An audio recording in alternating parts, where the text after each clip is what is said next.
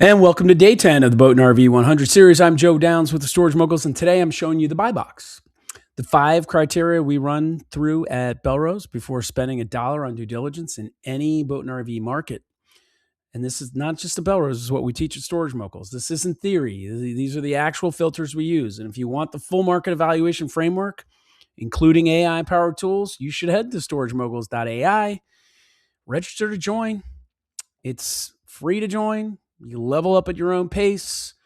We've got GPT tools, multimodal learning, and content across every storage vertical. And we build it because we want people to become storage moguls. It's a community made up of real people, actual operators just like you and me, the husband and wife team, the 2 neighbors who partnered up, the solopreneur who decided to stop playing small.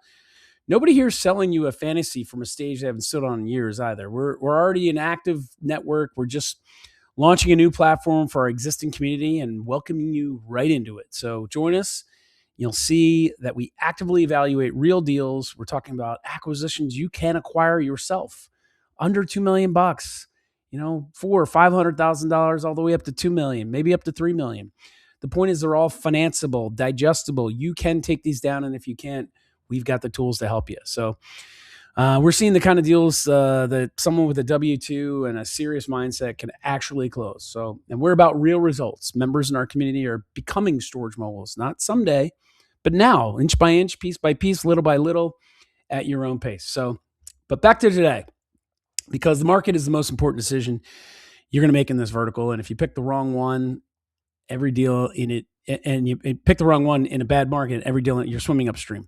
So you pick the right one, and most decisions get easier. Okay, so the 5-point buy box is 5 filters. Run them in this order on every market before you look at a specific deal. Of course, that's after you've already approved of the market. If you watch the Storage 100, you know what I mean. Okay, HOA density is first because it tells you whether forced demand is built into the market. Waterway access is second because that's where organic demand originates. Supply gap is third because the 20-to-1 national imbalance has to exist in your specific market, not just naturally. Income demographics fourth because the market has to support the rents your facility needs to hit for your return targets and your pro forma, and that's whether you're building or buying. And then zoning fifth because if outdoor vehicle storage is a permitting fight in that municipality, everything downstream gets harder and slower. You can run all 5 of these filters before you make a single phone call. And that's the point. Market screening is desktop work. Deal evaluation is field work. Don't do the field work in a market that hasn't passed the desktop screen. All right, filter 1 is HOA density. And it's first because it determines your occupancy floor before you built a single space. High HOA density means a meaningful percentage of your potential tenants have no legal option to store at home. They're not choosing between you and their driveway. The driveway is off the table. That's forced demand. It's structurally more reliable than organic demand, and it's less price sensitive. How to check it? County assessor data and local planning department records will show HOA penetration rates. You can also get a reasonable read by looking at the age and density of residential development. HOA governance is heavily concentrated in subdivisions built after 1990. Markets where 30% or more of housing is an HOA, governed communities, they're going to be your strongest targets for this filter. Below 15%, you're competing on price more than on necessity. Filters 2 and 3 answer 2 questions. Is there organic demand, and is there room for you in the market? So filter 2, waterway access. Boats and RVs need a destination. If there's no recreational water access within a reasonable drive, boat ownership in that area tends to be lower.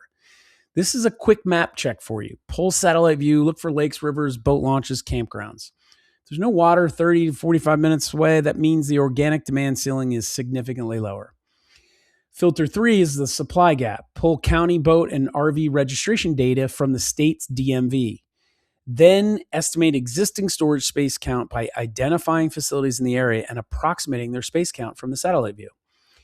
Divide the registrations by available spaces. You got a supply index. 10-to-1 or higher, you've got an opportunity. Below 5-to-1, and you need to understand why supply has kept pace before you go any further. These two filters together tell you whether demand exists and whether the market is already served. Both have to pass for you to move forward. Filters 4 and 5 are the two that most investors skip, and they're the two that can silently kill an otherwise good market. Starting with 4, income demographics. Your facility needs tenants who can afford your rents. That means median household income that supports Class A or B pricing. You want to target 80,000 or above in the zip codes closest to your site for median household income. Pull census or ACS data. It's free. If median household income is $52,000, for instance, your pro forma requires $180 per month rents, that's not going to math. The market won't support the capital. Filter 5, zoning history. 1 30-minute or less phone call to the municipal planning department. It's going to tell you everything you need to know. Is outdoor vehicle storage even a permitted use in this zone? Or does it require a special use permit? Has it been denied before in this area? The answer to those 3 questions determines whether your entitlement timeline is 90 days or 3 years, or never. Know this before you spend serious time on the market. Both of these filters can fail quietly, meaning they're not obvious from satellite view or registration data. They require a data check and a phone call. Neither takes more than an hour, so you want to do both. After the 5 filter screen, the single biggest thing you can do is walk into 2 or 3 boat and RV dealers in your target market and ask them what they know. Dealers see every buyer in their market. They know which facilities their customers use. They know which ones are full and have waiting lists. They know which operators are getting older and might be open to a conversation. They hear what their customers complain about: access problems, security gaps, facilities that can't fit larger vehicles. 2 questions you want to ask when you walk in. Walk in, introduce yourself, ask, where do your customers store and what do they wish was different? 30 minutes. That's free. The market intelligence you come away with is better than what most brokers have. Practitioners do this. It's not a shortcut. It's the actual work. Here's the full scorecard. You're going to want to screenshot this one. You get 5 passes. That's your market. And each one of these should pass. 4 passes and 1 is marginal. Okay, worth a deeper look. 2 or more fails, move on regardless of what a specific deal looks like. The deal is not the unit of analysis here. The market is. A good deal in a bad market is still a bad investment. A marginal deal in a great market has upside you can create. Get the market right first. Half a day of desktop research, all free or low-cost data sources. What you're doing is eliminating the markets that will fight you and identifying the ones that will work for you. The buy box is the discipline that keeps you out of markets that will fight you for years. You don't want friction. Most investors find a deal first and rationalize the market second. And that's the mistake. That's exactly what we teach in Storage 100. And at Storage Moguls, another plug, storagemoguls.ai. I don't know what you're waiting for, people. The market determines your occupancy ceiling, your pricing power, your tenant quality, and your exit options. None of those are things you can fix from inside an asset in the wrong place.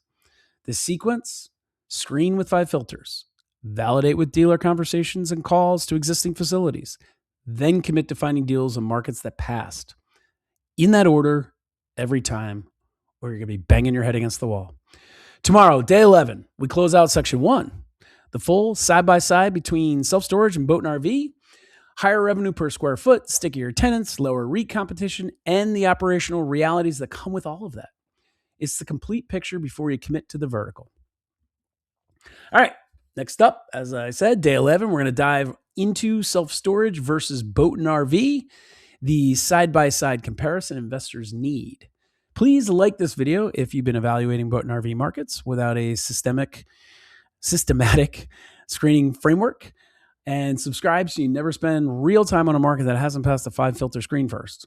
And finally, do me a favor and share this with someone who's been chasing deals in this vertical without choosing their markets first. They will thank you later, and you will thank me later. The more you share all of these videos across all of your social networks, because then people will know you're in this business, and that's going to come in handy later. And remember, market selection is the highest leverage decision you make in this vertical. The 5 criteria take a few hours to run. What they prevent is a lot more expensive than that. All right, 10 episodes down. Section 1 closes live on day 11 for the full buy box framework and deal analyzer. Join the Storage Moguls community for free at storagemoguls.ai. Storagemoguls.ai, not .com, .ai. You already know why. Tomorrow, we close out section 1, everything we covered over the past 10 days, side by side with a live recap. Bring your markets, bring your questions. We close together. See you tomorrow.